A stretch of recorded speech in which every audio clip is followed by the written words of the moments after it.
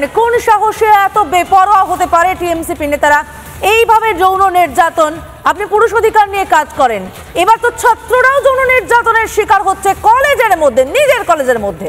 একটা ব্যাপারে অন্তত পশ্চিমবঙ্গে না খুব জেন্ডার ইকুয়ালিটি আছে, বুঝলেন, যে নারী এবং পুরুষ বা ছাত্র এবং ছাত্রী উভয় নির্যাতিত।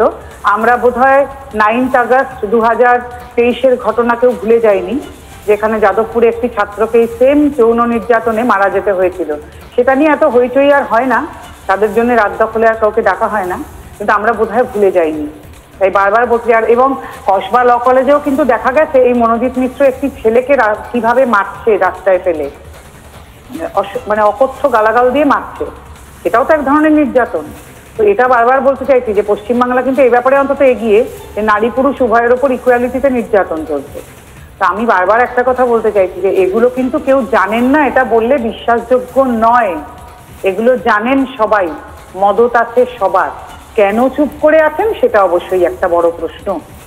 কেন ওনারা কোনো কথা বলছেন না, মানে এই একটা বড় নেক্সাস ওনারা, আমার ধারণা যে এর মাধ্যমে ওনারা কলেজে কলেজে নিজেদের ক্ষমতাটা বজায় রেখেছেন এই সমস্ত মুখের মাধ্যমে, সেই কারণে হয়তো ওনারা চুপ করে আছেন। এটা আমাদের ব্যক্তিগত বিশ্বাস, ওনারা নাই মানতে পারেন।